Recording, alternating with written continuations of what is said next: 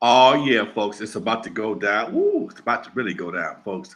This is Lonzo and my man Dusty. It's Tuesday, y'all. Our regular bat time, our regular bat channel. We got a hot one tonight, folks. But before we do that, let's do this. From the West Coast to the East Coast and everything between, folks. From Eve After Dark to concerts in the park, you're live with your boy Lonzo, the Godfather of West Coast Hip Hop. This is how we do it, y'all. Tuesdays, 6 o'clock, most of the time. But today, we got our regular bat time, regular bat day. But we got a hot show today, folks. What up, Dusty?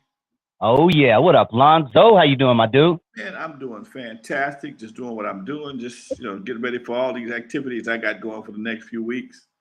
Yeah, yeah. Well, I got your boy hopping a little bit, but I'm all right.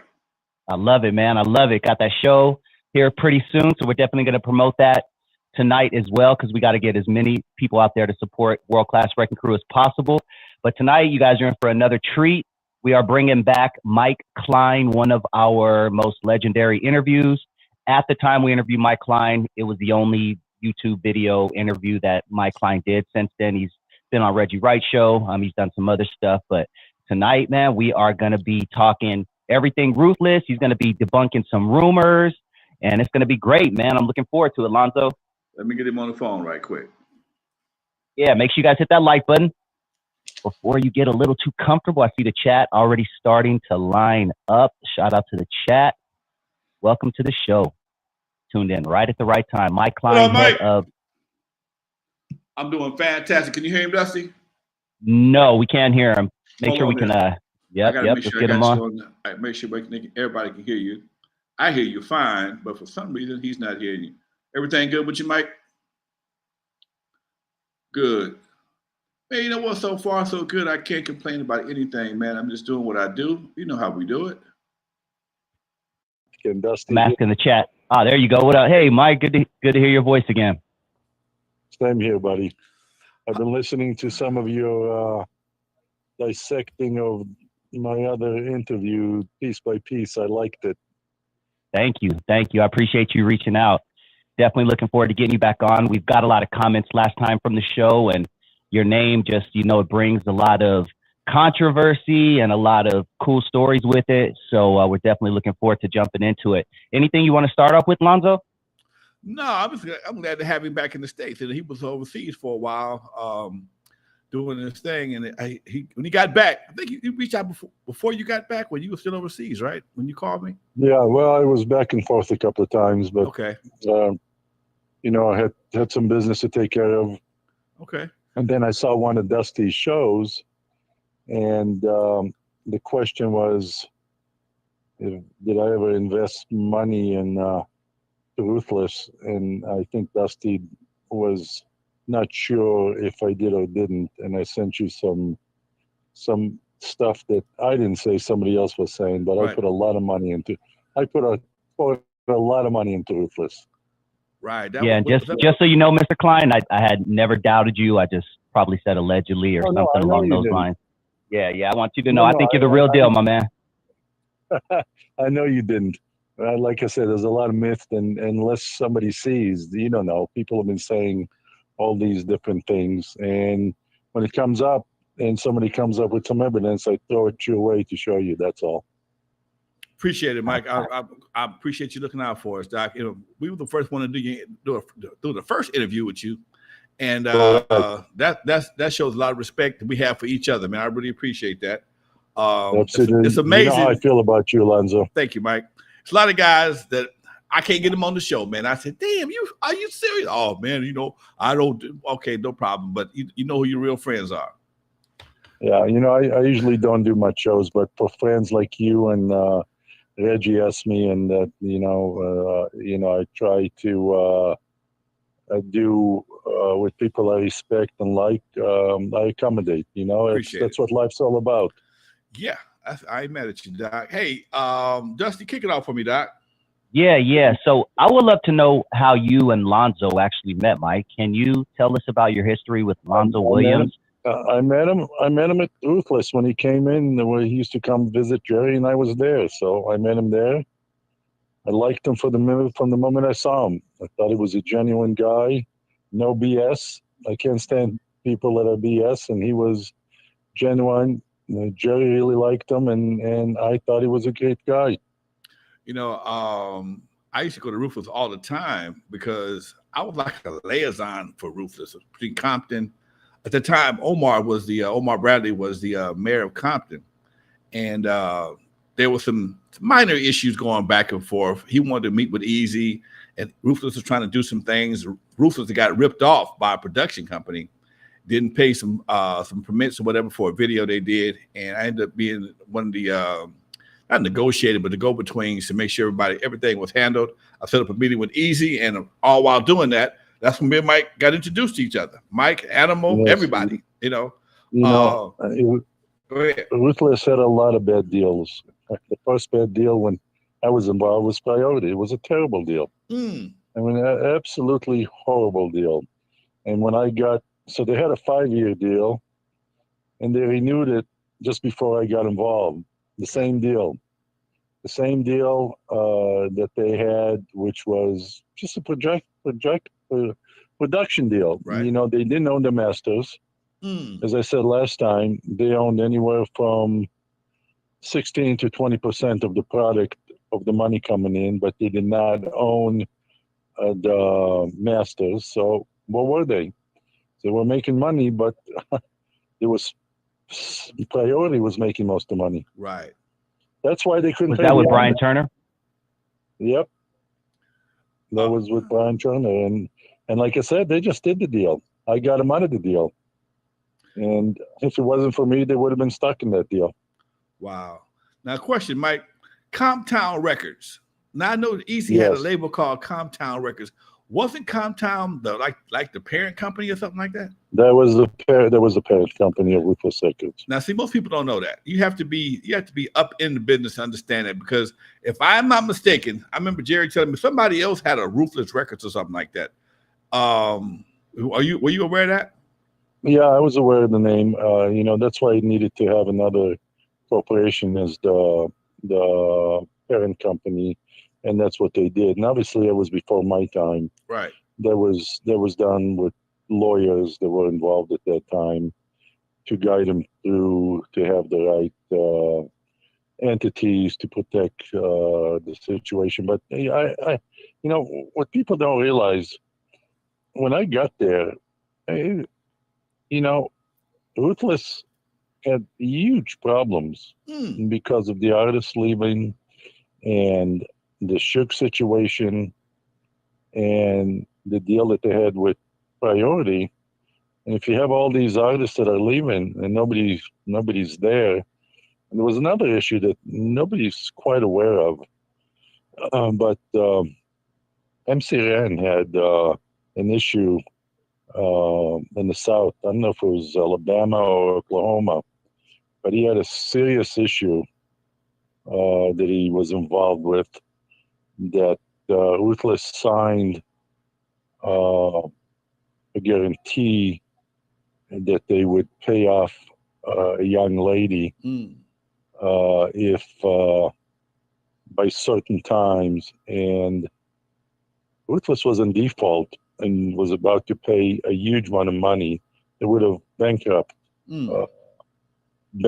Ruthless Records. Right.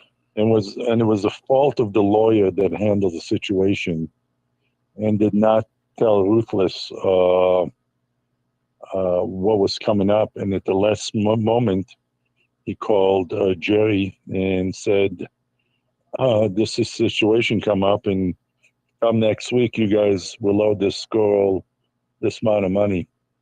And Ruthless didn't have that money to pay. And once again, I came and helped them, not by giving them money, but I resolved the deal and had the lawyer fall on his sword for screwing up. He didn't want to do it. Okay. But he was put in a situation that he had to do it. This is what people don't know. And MC Ren would have had a huge problem. I heard. And Ruthless would have had it. I heard vaguely about that, but that's not common knowledge by no means. It's not common knowledge. Nobody knows about it, but it's something First that I'm hearing about it. Nobody knows about. Yeah. And it would have bankrupt Ruthless. Period. Wow. That's Yeah, amazing. I did a lot. I did a lot there that people are not aware of. Because I was in the background and did these deals, and this was just one of the deals that I did. And you saw in that book when Bone said I gave him money, which I did. You know, Ruthless was cash poor, and Bone Thugs and Harmony were kind of revolting and said, well, we're not going to deliver the masters or continue being in the studio. They needed money. And once again, I stepped up. And if you looked at the article in the book, I mean, they admit that I gave them a bunch of money in a paper sack, which I did. I came to the rescue of Ruthless quite a few times. Wow. Not just did every deal for them from RED to Interscope, but I did these other deals that nobody's aware of. And up till now, nobody knows about them. Okay. What was the deal with Terry B? I was the only white girl on You Ruthless, know, right? you know, I wasn't so much involved with the acts. I was Okay. involved with the business aspect and make sure that the deals were being done and we were protected legally and obviously with security and legally. That was my main concern, was to make sure that Ruthless would survive, and it did. Obviously, when with the Bowen deal and with the RED deal, it completely turned the financial situation around. I explained it last time, but we went from getting 16 to 20% of an entity without owning the masters, from owning the masters to 80 to 84% of the entity. And that's something I totally set up and did the deal. So you guys became pretty Wow. much Priority was just your distributor then, right? Priority was a distributor until that time, Okay. and then Sony RED became the distributor. They're out of business now. I know a few people had deals with Red. Yeah. I mean, at the time they weren't doing too good, but it was part of Sony, and I believe the guy's name was Coburn. I forget his name. But we flew to New York, met with them, and ended up doing a deal with Sony. And at the time, we were suing Sony. And I was introduced to the head of business affairs of Sony Music through Joe Isgro, if you know who he is. I know exactly who he is. Yeah, well, Joe made the introduction there, and through Sony, because he had a good relationship with Sony, and Joe was a good friend of mine. We go back. We go back Joe quite a Isgro. ways. Joe Isgro was probably the only person I saw Jerry damn near afraid of. It seemed like. I mean, it was me and Joe when I dropped the Lights record. Jerry and I went on to Joe Isgro's office, and Joe he's like a pretty cool guy, but Jerry's level of respect was like, for me, it was shocking because I never seen him show that much respect for anybody. I mean, he's not a disrespectful cat. He just was over the top. Talk to me. Well, did I tell you the story of what happened at Joe's office? No. Which I thought was so. We had a meeting at Joe's office. Me, Eazy, and Jerry. And this was down in Burbank, and he was up around way up in the high rise over there. Yeah, I remember you could see Universal Studios from his office. Yeah. So we're waiting for Eazy, and Eazy was late as usual. Eazy could never be on time for anything. Right. So he finally comes up, and in his hand, he's got a police, those meter maid ladies. Yeah. People who give tickets. Right. He had a ticket book in his hand. Okay. I said, "What is that in your hand?" And he said, "Well, I was parked down there, and this meter maid told me to move. I said no, and he got in an argument with her and took her ticket book and went and parked. And she called the police.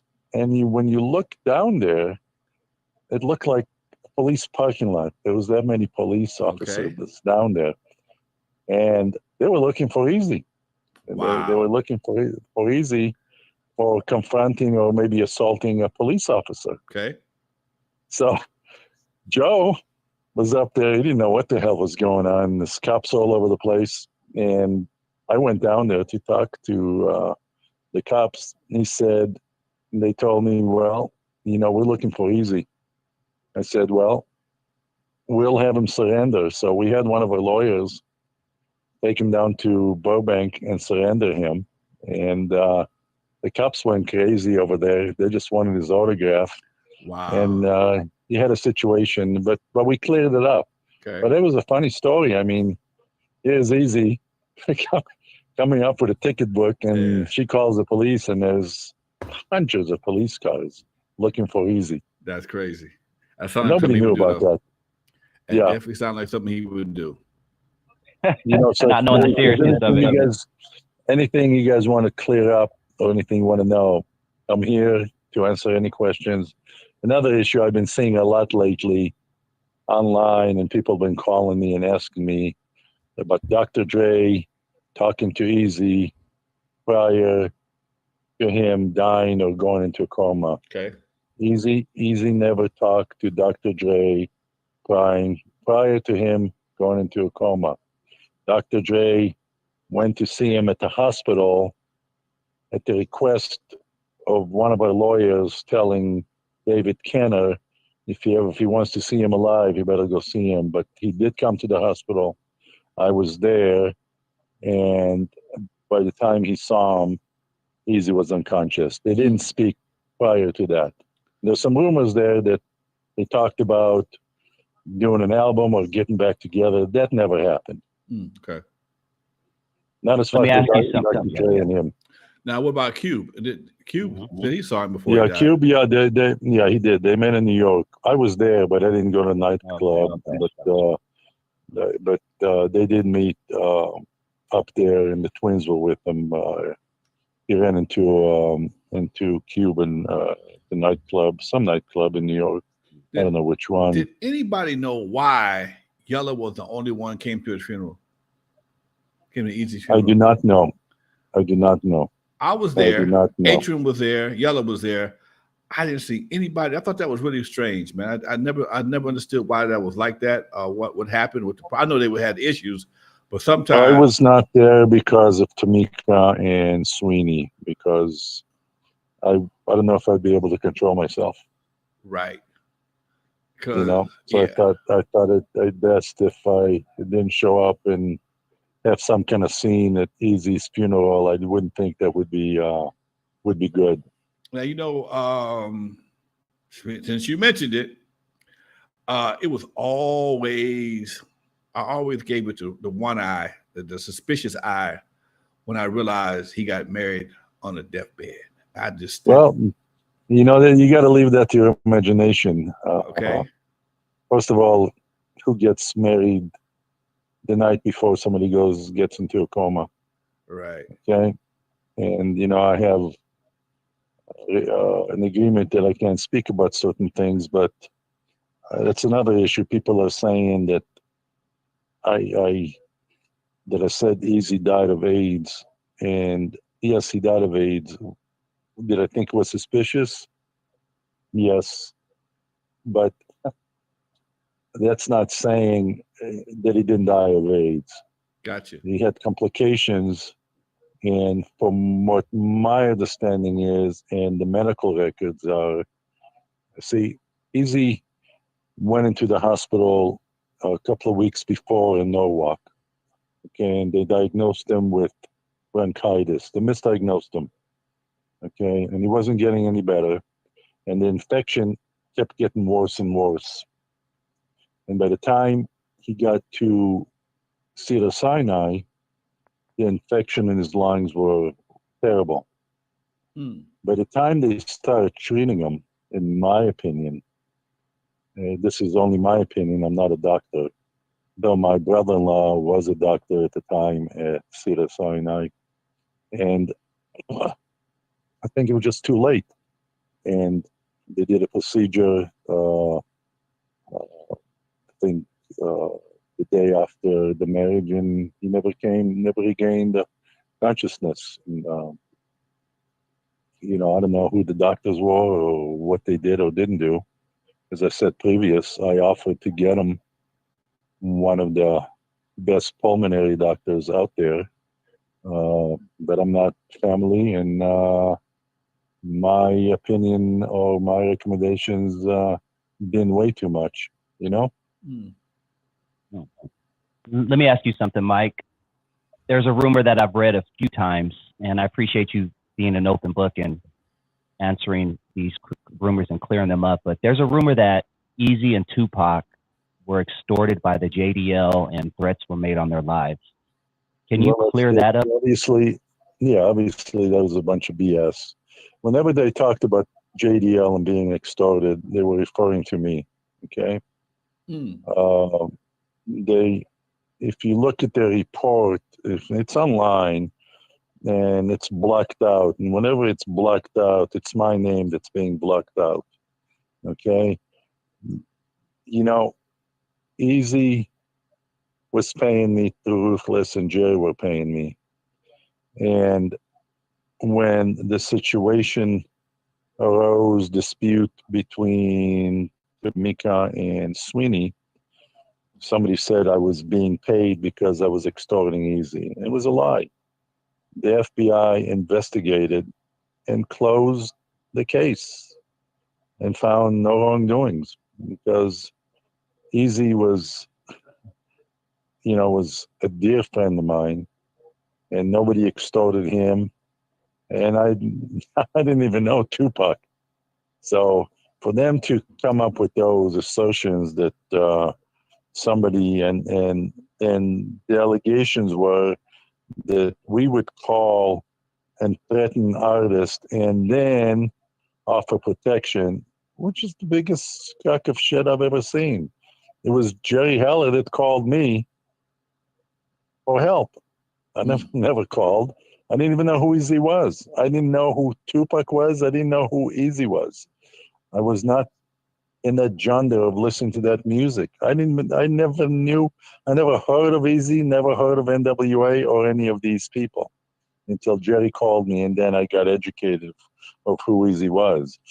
But to say something like that was just ridiculous. Eazy I introduced him to people from the JDL, the head of the JDL. He was very interested in the story and wanted to do a movie about it, of what the JDL is and what they did. And people don't know what the JDL was, but JDL was set up to combat anti-Semitism, but not only combat anti-Semitism, we fought for civil rights, black people. As I told you previously, we went to Pendleton, got in a fight with neo-Nazis and Ku Klux Klan to protect black military people who were being picked on. This was in Camp Pendleton. This was in the 70s. So we came and helped not just Jewish people, but black people. And it's for somebody to come with that notion that we extorted somebody, it's a complete fictitious nonsense, just like the same kind of story that I opened Ruthless Records in Canada, right, until it was cleared up. But if you do a Google search on the FBI and the JDL investigating, they closed the case with nobody getting in trouble. So, because nobody did anything. But the rumors were out there. Yeah, and here's the crazy part. This is all pre-internet. Yeah. A lot of this, imagine right now, I mean, it's still a part of the internet. What we're doing right now is a part of the internet, but I'm just saying back then, for a story like that to get legs and go viral before the word viral was even invented. It's Well, I have to amazing. tell you, Go ahead. it's absolutely nuts. Some of the stuff that's out there, absolutely. I you got to laugh when you hear this stuff. What's the And craziest thing you heard so far, Mike? well, you know that I had something to do with Eric's death. Okay. That I was somewhere involved in doing something to him. Me or me in combination with Jerry, or me in combination with Sweeney and Tamika. Well, me and Sweeney and Tamika, I sued them. Okay, I was not I was not in cahoots with them and was not in the same team with them. Okay, we were both fighting over Ruthless Records. We were on opposite sides. Okay, and I had, and so when people have these videos and misconception that I somehow did something to Eazy, or somebody else did, or me, Jerry, conspired to do something to Eazy. I mean, it's just beyond comprehension of how these things get blown out of proportion. Okay, I get it. I'm currently in touch with the kids up in Canada, and they're not kids anymore, obviously, but the kids at the time who rerouted Ruthless Records voicemails to Canada, Tell which them, if was you do one of the talk to reasons. them, tell them He wanted to apologize. What'd you say? he wanted to apologize. He should apologize, because if I ever run into him, he's going to have to do more than apologize. Okay. How did that change your life? That one thing. Oh yeah, you know, I just don't like to be accused of doing something. You know, if somebody accuses you of stealing or doing something that's not in my character, I've only helped people in my life. I don't need to steal to tell everybody I've done very well for myself. Prior to Ruthless Records, I've been in business for many years in different type of businesses. I've owned an aerospace company. I own a company that manufacture water out of the atmosphere. I manufacture these equipment in China, Mexico, India. I've been in all type of businesses. I don't need to steal. The only reason I got involved with Ruthless, it's not because I needed something. Somebody called me and needed my help, which I stepped in and got put in a situation to help. Okay, it wasn't a money-making situation on my side that I thought, well, I better go over to make some money. I did get paid for what I did, but if I didn't do it, it wouldn't have changed my lifestyle. You know, I did it because Jerry was a friend, asked me for help, and I didn't like the situation. And I've helped a lot of people in my life. I don't like these type of situation where people take advantage of the weak, or do something that is not right, period. So, like I said, I come to people's help all the time. And you know that, Alonzo, you've Yep. known me for a long time. Yes, sir. You know, like I said, I came into help Shahid. You know, this was years ago. Black guy, Muslim. I'm Jewish, okay? But he was a friend, needed help, and I helped him. Somebody just But I asked. think that's what friends do. Somebody just asked that question in the chat, bro. How did you become friends with Shahid, Captain Shahid? Well, that's a funny situation, and it's not for Not for podcast. not for I podcast. ain't mad at you. I'm gonna leave it alone. I don't need the FBI checking my Yeah. shit. It's just, it was, well, let's put it this way. It was a situation that could have turned out very ugly. That me and my guys were on one side, and Shahid and his side were on the other side because of, again, a misunderstanding. And it could have been very ugly very fast, but it was straightened out, and me and Shahid became very good friends. Somebody was screwing both of us. Let's put it this way.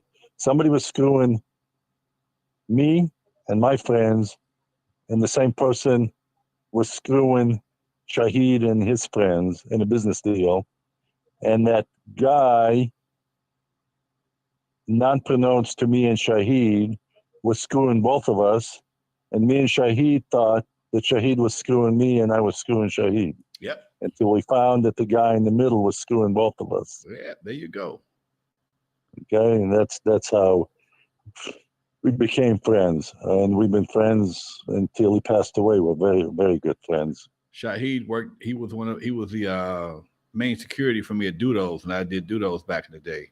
That's how He did a lot of security for a lot of people. He did it for a lot of boxers. Yep. Good dude. You know, Good he dude. was a good guy. He was a real man, and a good friend. And I helped him quite a lot and quite a few times. Yeah, he's a good dude. I can't say nothing bad about it. Hey, Mike, let me ask you, last interview you mentioned we had security you saw and we had security you didn't see. Can you go deeper into the security we didn't see and how that helped you all during the Ruthless death row situation? So at the beginning, when it was very contentious, okay? So, Alonzo, you know how Ruthless Records is, Yep. okay? Okay, so you come into a parking lot, okay? And then you come to the office. And the parking lot was a 3-4 level parking lot. So we had people situated on the rooftop of the parking lot where they can see the office with let's say enough equipment to take care of what they need to take care of something broke up. Okay, and nobody knew those people were up there but me.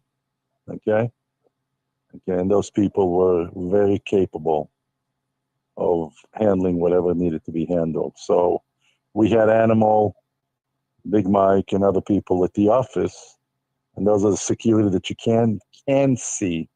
Okay, but the people that were out of sight with instructions to make sure if God forbid somebody did something in the Ruthless offices, they would never make it out of the building.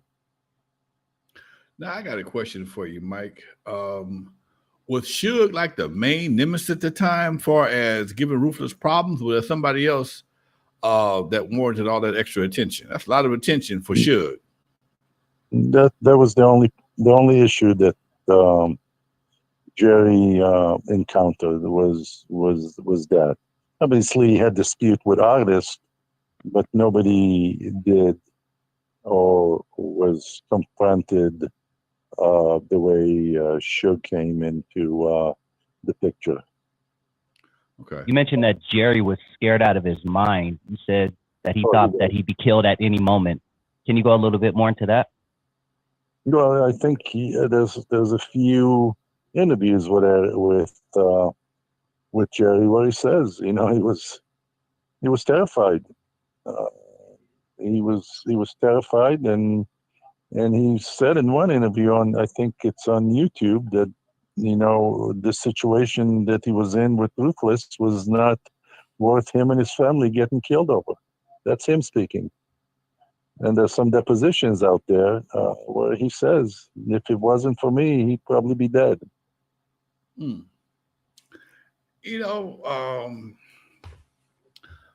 I was talking about this as I say back in the day, how things were so much different. When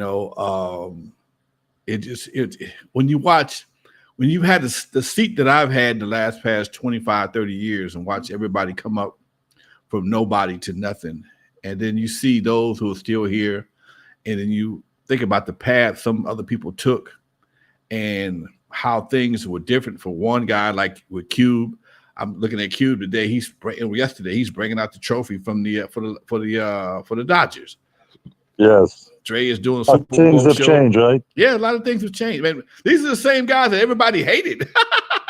Well, these are the same guys everybody hated. Times cure all. At the beginning, you have nobody talking to Eazy or anybody else because of the music they put out. and then Eazy and Jerry go to the White House. Right. So yeah, these things change, and they have a way of coming around like that. Even going to the White House came with some controversy, you know? Yeah, there's nothing that you do in life when you're in a spotlight that doesn't have controversy. Right. And that happens all the time. And with Q, what I said last time, I think, when people have businesses and they only have so much life experience in dealing with situation, then you don't have the knowledge of what to do to protect your assets and what you do. And when Cube left, of course he was free to leave. But if I was there and he went to Priority, and Priority is distributing N.W.A. and him at the same time, that would have never happened. Mm. Ooh, break that down, please. Well, number one, I would have made sure that Brian knows if he does anything with Cube, I would consider that interference with contractual agreement, number one. Okay? Okay. And I would say it's either Cube at that point, if he wouldn't, well, he would have been sued for interfering with the relationship. Okay? Cube wouldn't have left unless he knew that he could go to Priority and have a deal there. You think Cube would have left if there was no place for him to go? Probably not. Okay, of course. So did Brian kind of instigate this? Very possible. Okay, so that's an issue. That wouldn't have happened with me there. Now I got a question. Would you maybe give Cube them a more favorable contract as opposed to him being disgruntled in the first place? Would that Well, resolve a lot I of wouldn't stuff? be there. I would have. Listen.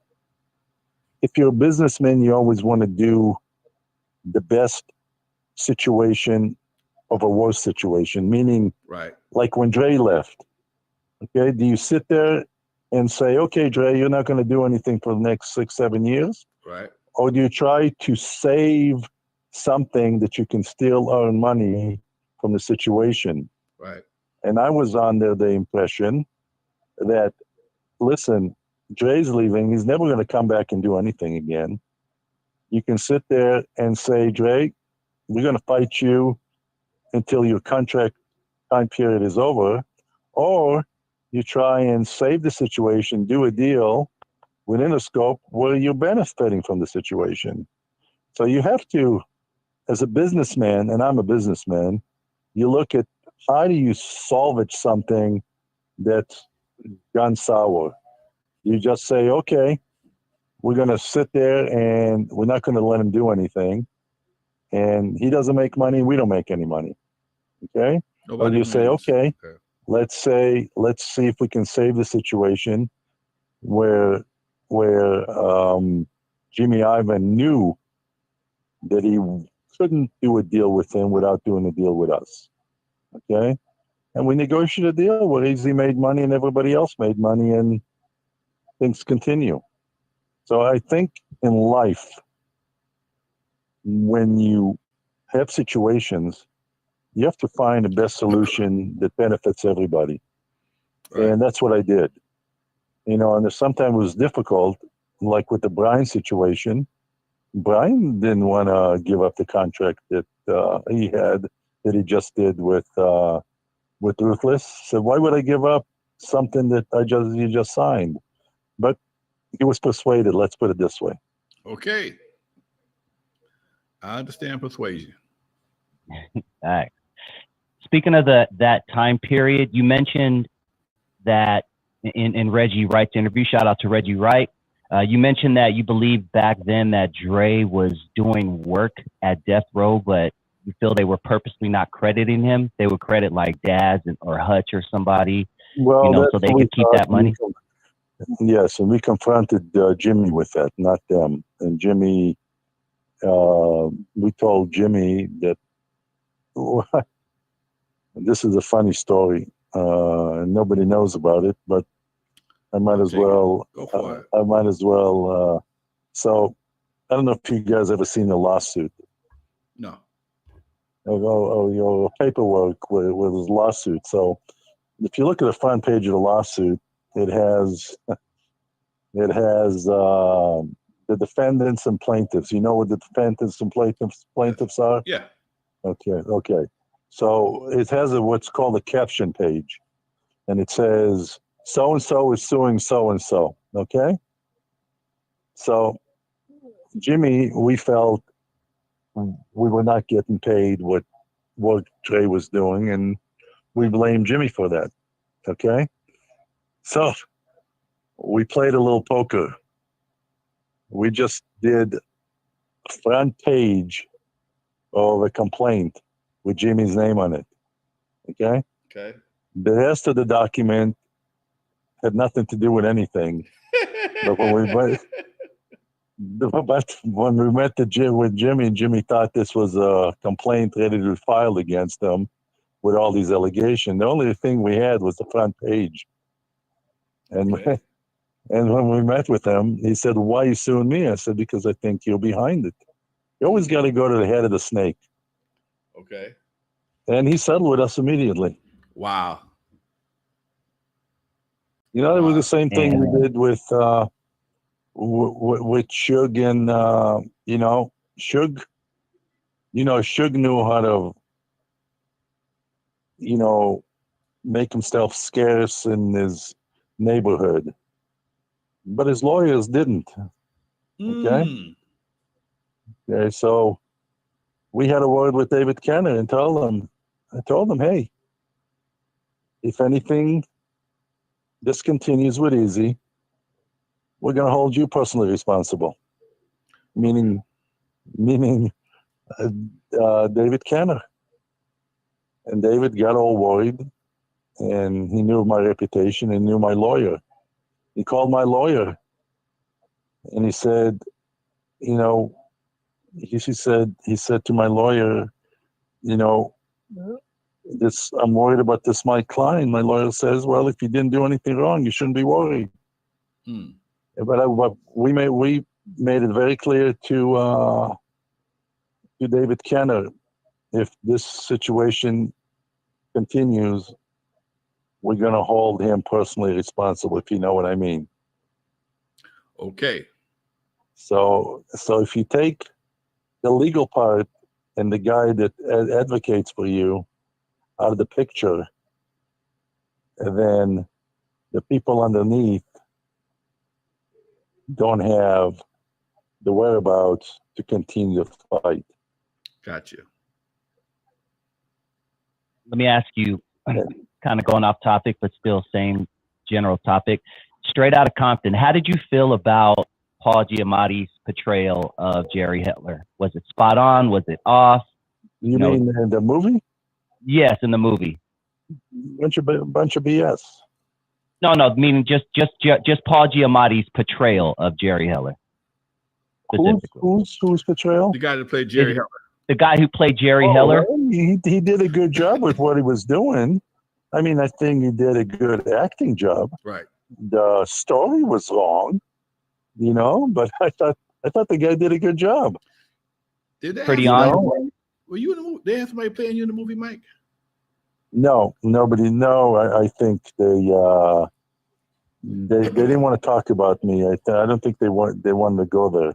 The only time they mention anything about me or anything to do with me is Jerry or somebody said I'm going to go to JDL or something to do with JDL. Right. When Cube That's the only reference to do anything. And if you really should have done the movie, I should have been in there, but nobody wanted to go, and I wouldn't have cooperated anyways. Okay. I didn't speak anything of this. The only time I spoke anything to do about Ruthless was the time when we did an interview, and that was a couple of years ago. Yeah. And that was what now, 10 years? 20 some years? Yeah. Yeah. So I didn't go look for notoriety. I didn't need it, but I didn't like some of the stuff that was out there. The misconceptions, and I thought that it's time for me to speak up, just at least to clear my name of some of these myths. Appreciate it. That's a good thing. A smart move, Mike. Silence is approval, Doc. Yeah, Yep. Silence is approval. and and then like I said, I did your show first, and then Reggie asked me to come on, and Reggie's a friend, and I said sure, I would. I came on, and I did something else with Reggie. What was it? Not too long ago. It was to straighten some misconception about what's the guy's name? Mob James. One of Mob James, that I came on because Mob James and Suge came into the office and scared the hell out of Jerry and got contracts and checks from him. This did not happen when mine and my guys were there. And I got on to straighten the situation with Reggie and Mob James, and to clear up that misconception also. Okay. Interesting. You mentioned Bone Thugs, quote, came with a lot of baggage, but you said that's a whole other story for a whole other day. Well, we're in a whole other day, Mike, so we'd love to hear the story of Bone Thugs and Harmony's baggage that they came with. Well, there's a couple of issues that we had. You know, they were staying in a hotel in Woodland Hills, and we had some issues. They got in situations with the management there. We rented them a house in Northridge that they completely destroyed. There was one incident when one of the brothers, you know, there's two brothers in the group. One of the brothers was shooting at some of the other members at the house. Wow. And we went there and we took him, I think I told you last time, to a place in Pasadena that's people that have some issues mentally. Did I tell you that story? What happened? Oh my God. Nah. Okay, so we went there. It was me, Animal Mike. I think it was Crazy Bone. What are the two brothers? Do you remember the names? Steve. Don't know the real names. I never knew their real names. Keep talking. I got you. I think so. We took him to this hospital that deals with mental issues. Okay. And the way you come into it, it's like a bank with plexiglass. Okay. The patients are on one side and the staff is on the other side. I think that might be Flesh and Bone. Yeah, maybe. He was in trouble, went to jail for a while. Yeah. Yeah, that's him. Okay, so we went in, and the staff says, well, you can't just commit somebody in California. He has to be interviewed. So they send the doctor out to the waiting room. He asked them three questions. He says, okay, we're gonna commit him.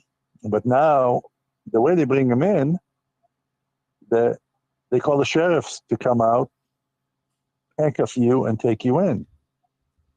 But I had Animal and Big Mike out there, and the guys on the other side of the plexiglass, the sheriff that was about to come out, didn't know which guy he was supposed to bring in, and he thought it was either Animal or Big Mike that he was supposed to bring out. And you can hear him. He called his dispatch, says, I'm not going out there. It says, so he says, you got to send some more guys. And he says, well, we'll send you 3 or 4 more guys. Says, nope, You better send me another 20, 30 guys because I'm not going out there. And I heard that, and I said to him, no, you're misunderstanding. It's not these guys that you bring in. It's this guy. And the sheriff guy says, "Oh my God, thanks. I wanted to go home tonight." I said, "There's no way I was coming out there with those guys out there." It was the funniest thing. I mean, it was hilarious. I mean, you can do a movie about this shit. That shit's funny. Damn. Hey, Mike, last time you were on, you mentioned you were working with Suge Knight on his biopic. Is that still going on? Yeah. We're still working on it. We have some issues because some other people, we had some people very interested, but some other people came out of the woodworks and they said they have the rights. So it needs to be cleared up. So we don't know if Suge did deal with somebody else, not telling other people. We don't know what happened there, but Suge tells me, no, they don't have the rights. So we're trying to clear that up. Okay. Nothing's easy. Yeah. I get it. Mike, we almost out of time, man. I really appreciate you taking time out to clear. Yeah, thank You're you. welcome, buddy. I appreciate you. When I called him this morning, I said, Mike, you got time? He said, I'm going to make time. I really appreciate that, dude. Alonzo, From the bottom of our heart, man. Whenever you guys want to know anything and it has to do with Ruthless, I'm an open book, and I like to clear this shit up. Got you. Okay? You got a platform anytime. Mike, have a good one now. Okay, guys. Thank you. Thank you, brother. Peace, Bye. man. Bye-bye. Right. Man, we should have 1 million subscribers, Lonzo. Yeah, we get the best of the best, baby. I'll take it. That was beautiful, man. I enjoyed that one even more than the first interview. I just felt Mike went, deeper into his stories, and yeah, that was legendary right there. Yes, it was. So, yeah, folks, you live with Lonzo and Dusty. We get the best of the best, baby. We don't just have everybody. We don't get a whole lot of guests, but when we get a guest, we come with them heat. Yeah. Well, we got about 8 more minutes, man. We might as well chop it up with the people in the audience for a bit. If you haven't already, hit that like button, please. And if this is your first time joining the channel, you tuned in to the perfect show. This is just a sample of what we have on this channel, N.W.A. Stories with Lonzo. Hit that subscribe button. And right after this show at 7 p.m., please tune into my channel. I'm going to post the link in the description. I'm interviewing DMG. He was Mixmaster Spade's DJ. He did a lot of work with Toddy T. We're going to talk about Batarang. We're going to talk about Compton Posse. It's going to be a really, really dope interview. So I'm going to put the link in the description, and please check out my channel right after this show. But Alonzo, let's see, man. What do we have to talk about today, man? Yeah, go Dodgers, man. Yeah. That game. Did you watch that game, man? I was on the edge of my seat watching that. And I haven't watched this much baseball in a long time. Look, Doc. I'm not a big baseball season fan, but I like the World Series. And I've watched World Series since I was a kid. This was the best World Series I've ever seen in my life. You said it. I thought it. It was never dude. Baseball is boring. Yeah, you got 2 situations in the 9th inning. Both teams got bases loaded, 1 out. It could go either way. Double play gets pulled out their ass. Come on, man.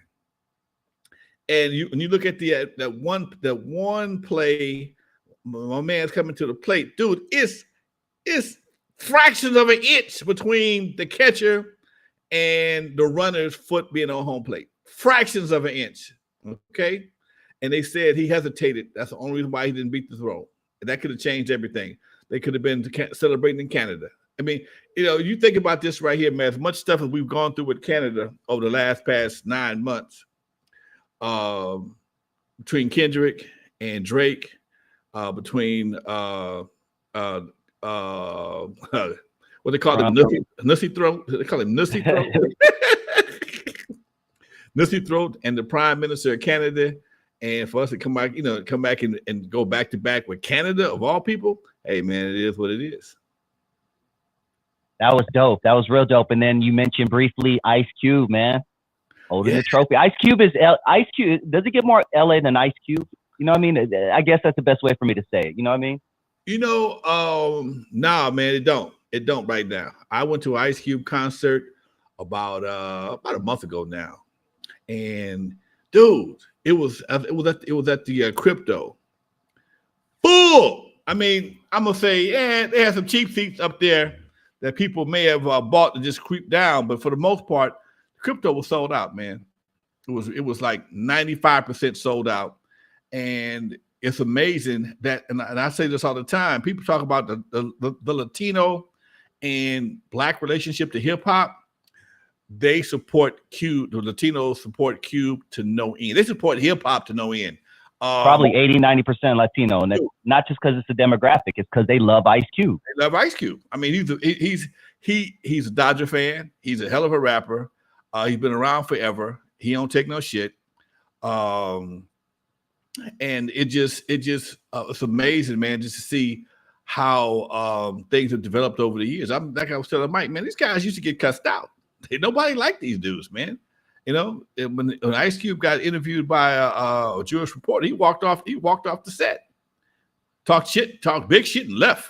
Okay, so to see how things have evolved over the years is just amazing, man.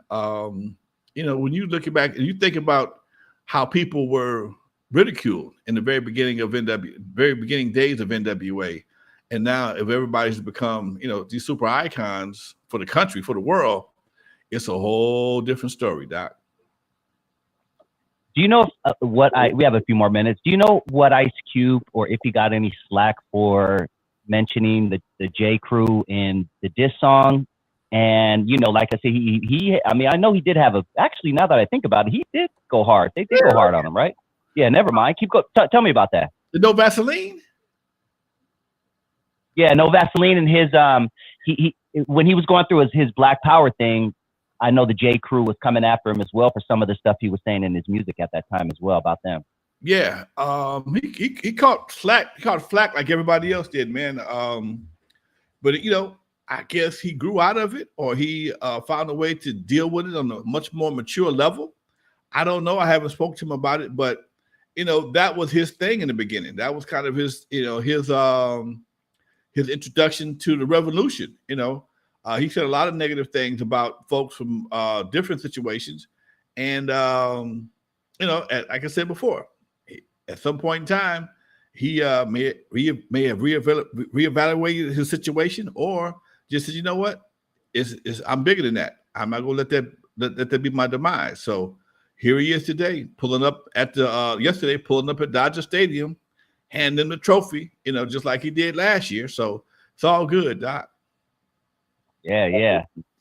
All right, we got a couple minutes, man. Let's start winding down. You got your show coming up in San Pedro. Why don't you tell us about that, Alonzo? Well, before I do that, I'm doing another show this Saturday at Cal Dominguez. Wait. You know me, Dusty. And I say a show, I'm doing a presentation, put it that way. Gotcha. When you've been in the game as long as I have, and you've grown ass man experienced as much as I have, prostate cancer, owning nightclubs, record companies, N.W.A, you've seen the evolution of music from day one. And 2 weeks ago, well, about a month ago now, I was at Torrance doing a presentation on prostate cancer, keynote speaker. This week I'll be in Cal State Dominguez speaking on the transition from the crack era, how crack and lyrics affected the city. Okay, I watched that. I had a front row seat of how we went from a party city. LA went from a party city to a crack infested, gang infested city. And it didn't start at Eve After Dark, but Eve After Dark was one of the epicenters of where you could sit there and watch everything. I mean, I'm there every week. I didn't come and go like a lot of guys did. I was there every week. I watched my clientele change from being cool kids to being wannabe thugs, and eventually becoming thugs, and guys coming up missing because they was dead. Guys were coming up missing because they was in the penitentiary. So and then guys I rode with, what? Y'all gangsters now? Oh shit. So they called me out to I'm an expert on the whole transition. So I'm gonna do a presentation at Cal State Dominguez for a couple of Saturday. I might just pull up, man. Don't be surprised. Come on, man. And then next week I'll be at the East Side original East Siders car show by the beach. Oh, I'll definitely be there. Okay, in San Pedro, folks. Me and clientele. and my singer, my new girl, Candy P. Baby, sing her ass off and cute as a button. Anyway, folks, we'll be rocking next on the 15th with Thump Records. Original East Side of the Car Show, folks, is going down. Hell yeah, man. Great show as always, Lonzo. Once again, as soon as we end here, I'm going to ask you guys to move over to my channel and check out my interview with DMG. We're going to be talking Bataram, Toddy T, and Mixmaster Spade, R.I.P., and Compton Posse. Lonzo, hit him with that outro, my man. All right, folks. For those who never heard of me, I'm the first one put Dr. Dre into surgery, stuck Ice Cube in the freezer till he got cold. On the eve after dark, 50-yard line to Super Bowl. In the movie Straight Outta Compton, they played me like a hater of rap. Don't believe that Hollywood bull, it was all cap. My history goes deeper than you will ever know. Just remember that N.W.A. stands for Not Without Alonzo. Peace, y'all.